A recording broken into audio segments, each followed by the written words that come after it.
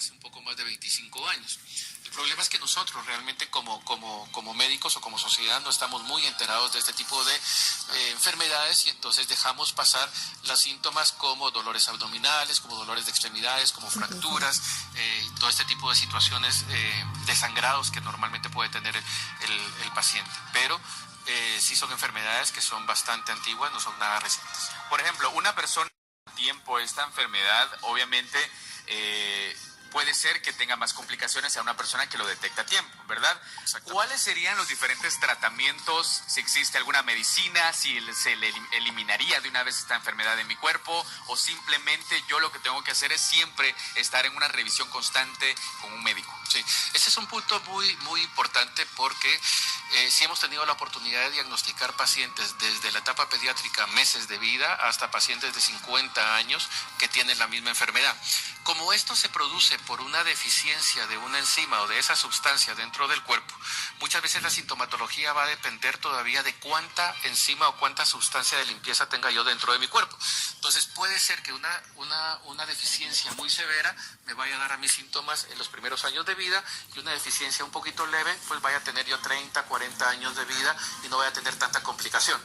Entonces, ¿dónde puedo o en qué etapa de la vida puedo encontrar yo un paciente con este tipo de enfermedades? Es en cualquier etapa de la vida, sí, cualquier etapa de la vida. ¿Existen tratamientos? Sí existen tratamientos. Lastimosamente no tratamientos que curen la enfermedad, pero con este tipo de tratamientos mejoran la calidad de vida y de hecho Guatemala ya tiene pacientes que han sido tratados durante 10, 11, 12 años que se han detectado desde la etapa pediátrica y ahora ya son mamás, han tenido sus hijos, trabajan, se desempeñan como profesionales, son productivos económicamente hablando para el sustento de sus familias, tienen hijos y han llevado una vida completamente normal, poniéndose sus tratamientos cada 14 días como normalmente debería de ser por vía intravenosa, que es una situación para este tipo de terapias, pero específicamente lo que se le da a este paciente es que si tiene deficiencia de una enzima, ¿sí?, esa es la medicina o el medicamento que se le pone. Es un tipo de medicamento un poquito especial y un tipo de tratamiento personalizado, porque este mismo tratamiento que le damos a un paciente con enfermedad de Gaucher no se lo podemos dar a otros pacientes con cualquier otro tipo de enfermedad, no les va a hacer ningún efecto. Doctor, si en algún momento nosotros pues tenemos esa duda de que si yo me quiero hacer algún examen, algún análisis, pero hay síntomas que nos alertan a nosotros para poder decir, me tengo que hacer este análisis para poder detectar esta enfermedad. Sí, de hecho, uno de los problemas más importantes es que el paciente va a comenzar a notar, o los papás de los pacientes van a comenzar a notar que el abdomen del paciente va a ser demasiado grande, tenso, duro, porque le está creciendo el hígado, porque le está creciendo el vaso. Dolores abdominales constantes, el paciente va a estar desnutrido, no va a aumentar de peso, van a tener moretes en muchas partes del cuerpo, incluso sin necesidad de tener golpes fuertes, los moretes pueden aparecer. Pueden llegar a tener en etapas muy avanzadas fracturas de sus huesos por la debilidad que la enfermedad causa, anemia, plaquetas bajas que nos produce sangrados del cuerpo. Generalmente con toda esta sintomatología, cuando consultan con un médico, van a pensar primero en problemas de la sangre. Generalmente es lo que el médico general, el pediatra, el médico internista va a considerar. Y el primer especialista que van a visitar generalmente va a ser el hematólogo.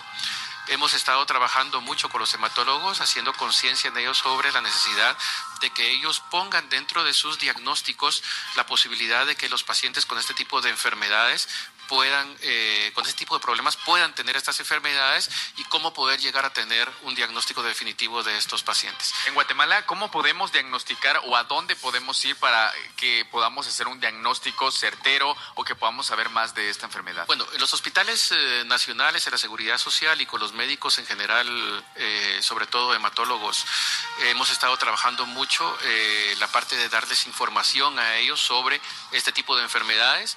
Ahora ellos saben cómo poder hacer para llegar a un diagnóstico, qué exámenes hacerle a los pacientes y cada vez más están realizando los exámenes para poder encontrar a estas personas con este tipo de enfermedades.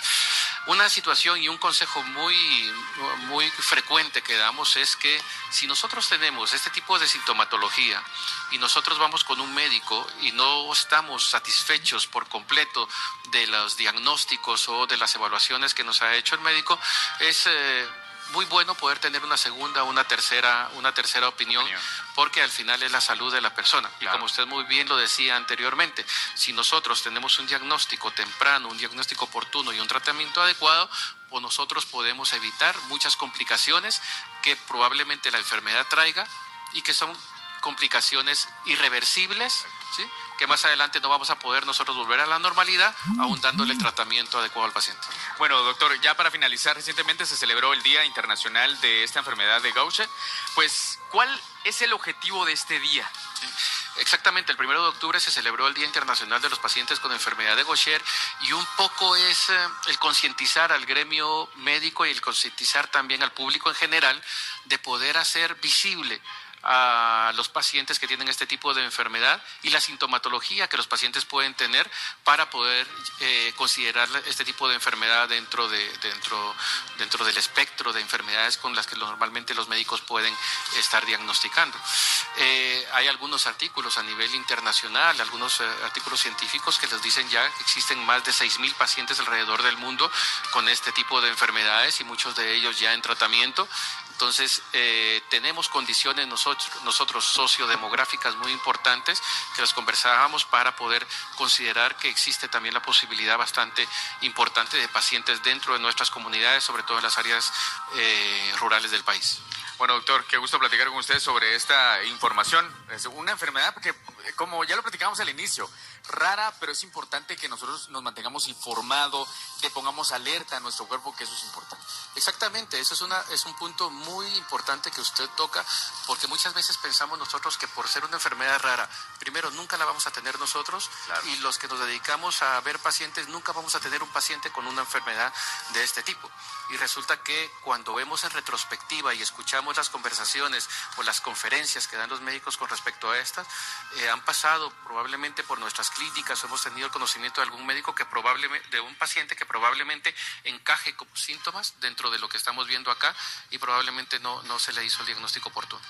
Bueno, doctor, qué gusto tenerlos en los estudios y muchas gracias por haber aceptado la invitación. Estamos a la orden, muchas gracias. Bueno, hoy platicamos junto con Luis, él es pediatra y también especialista en genética acerca de esta enfermedad de Gaucher. Usted también puede informarse más acerca de ella. Vamos a la pausa y regresamos con más a través de la Red Vista.